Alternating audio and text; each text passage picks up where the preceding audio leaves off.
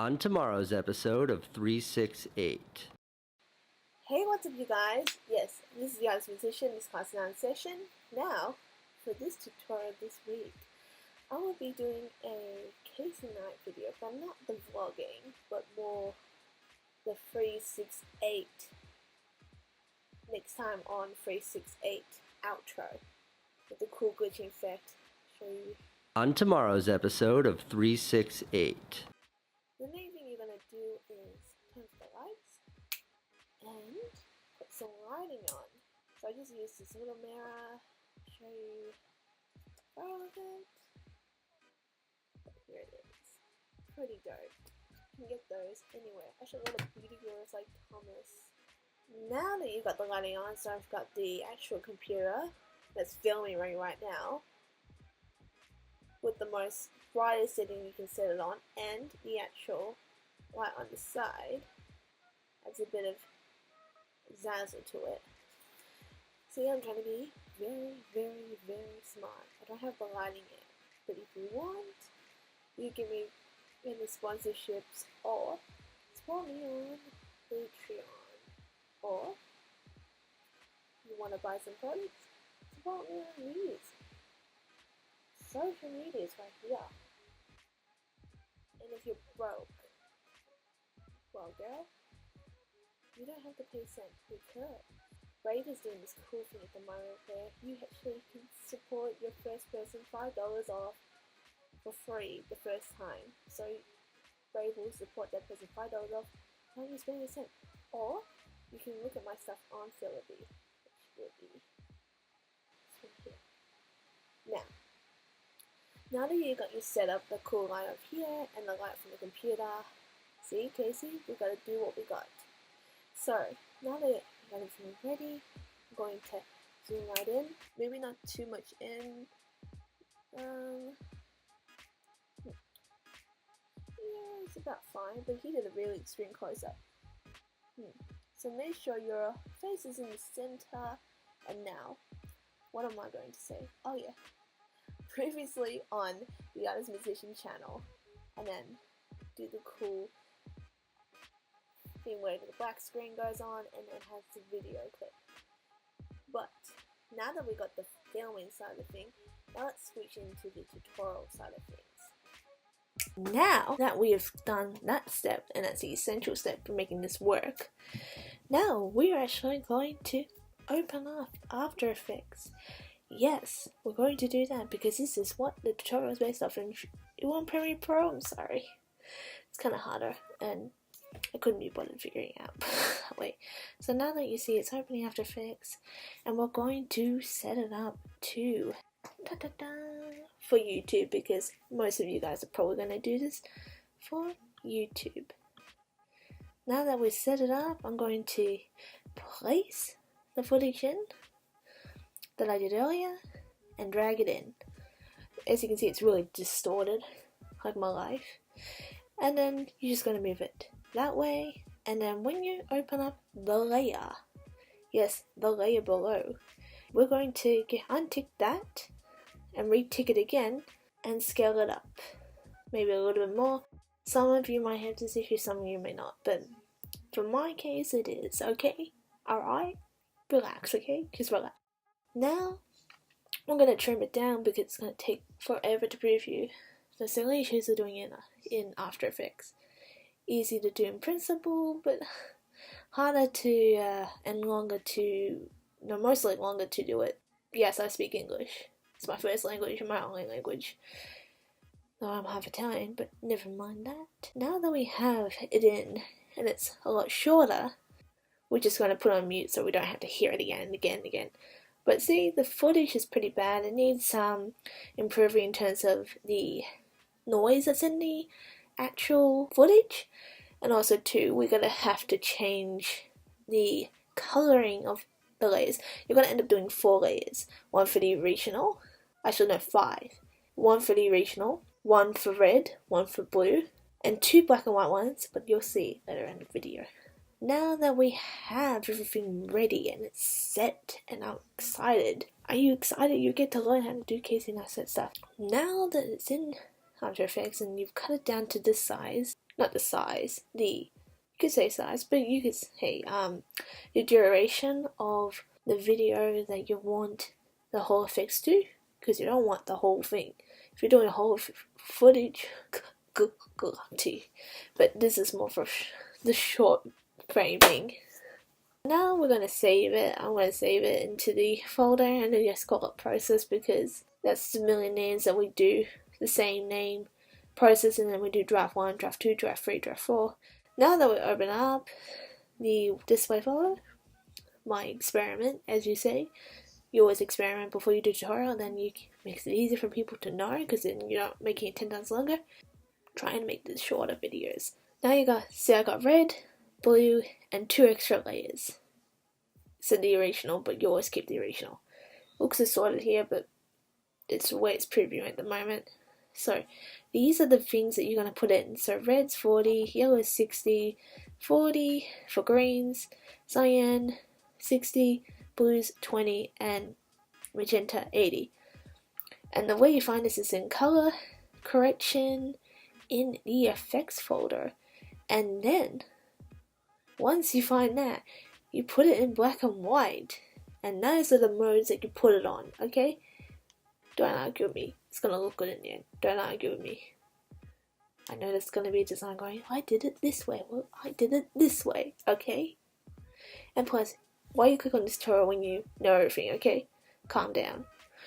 Now, then, I'm just gonna copy and paste these into the other file, because there's no need for me to re-put the values in, because I already done them for you ahead of time. So we're going to go into the color correction and go on color balance, and then we're going to make all the reds 100% and everything else 0%. The shadow red, the mild tone red, your mom red, not joking, not your mom. Your mom's great. I love your mom. Do you love your mom? I love everybody's mom. Unless it's the crazy type, then we don't talk about those moms. Anyway, now that you have the red, you can see it's looking pretty good, providing that we get rid of those noise. Damn girl. But you can make it red up by copy and pasting the color balance. I'm not going to make it too dark, too bright, I mean, because this is more like a darker one. Just remember to duplicate the original layer and call it original, and then call the red layer red, so you know all the layers. Then when you go back to it, or if you're working with a client or working with a colleague of yours, they know what the hell you just did. Not even joking. I hate those people that don't use the file names. Oh my gosh. What? Why? Oh, layers. Layer names. Yeah, I got 1,000 layers. Okay. Not on my rant. Now, we're going to go back to the original to find out how I got rid of the noise and my face looks so flawless. Oh, because trust me, it doesn't look flawless in real life. You can tell from the footage. So we're going to go to remove grain. Removing grain is actually an effects layer. Don't remember where, but you can look it up in that help part of the Mac. But if you have a PC, well, good luck to you. Just good luck to you. Now that we have the red layer selected, we're going to add the values of the grain. So I'm just going to paste it in, just go over the steps, and then you can just copy and paste it in. Mind you, oh, it looks great. It looks so flawless. Actually, yeah. Wish my skin looked flawless like that in real life. See? It's all in the effects. Shh, don't tip this limits, don't want you to know. Shh. But, yeah, basically, that's what my skin looks like. No, it's it's grainy here. Grainy and wrinkly. We're going to paste I'm going to paste the remaining grain, the removed grain, gosh. And now we're just going to go over it. So, I didn't do anything with the blend with original, just leave that on multiply. Color matching, nothing there, nothing along the lines here, as you can see. You can experiment with these. I actually will have a link here or down below of the tutorial based on this part. He's pretty good, and he's a small YouTuber like me. Well, I'm more smaller, but he deserves some shout out. Sampling, I didn't really do too much here.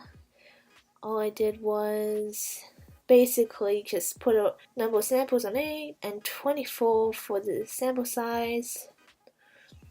My man will tell you all about it in his video, because yeah, hella good at explaining things. Even for me, it's a dummy. Only put the radius on 1. You don't want to put more on that because I'll show you an example. I don't look real and most of my lipstick is blurred out. Yeah, that looks way better. Now that we go to temporary filtering, temporarily filtering. Fine, maybe the fine tuning is probably what I did. Oh no, not really, just on the same settings. I think it's mostly noise reducing settings. So on the noise reducing settings is at 13.710, passes on 6 and it's on a multi-channel. I recommend on multi-channel. And preview region is with a 200 and height of 200. And then you got the dimensions there for you to have a look at. Pretty basic stuff, pretty good stuff too. I'm using in this video for my face. Oh, my face looks so nice now. Now that that's done, and it's pasted in and it's all smooth, we can move on to the other colours, and then we're going to shuffle up the actual footage of each one to make it look like it's 3D. One will be this way, one will be that way, to give it that 3-dimensional look. It's gonna look sick. Now we're going to open project. Remember to duplicate the original layer and name it blue.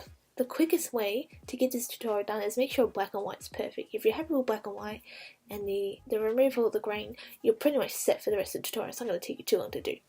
Now you have blue and you copied and pasted the black and white effect on that layer. We're going to do the same thing with the blue. The blue one, you could copy the channel from that one. However, it's a little bit different. You'll see why once I get it up here. Now that you have the blue layer, I'm just going to quickly copy and paste it in, and then I'll just explain why I've done it that way. So now that we've copied and pasted the color balance, sorry, brain fart, everything else is 100% for the blue. 100% blue, red.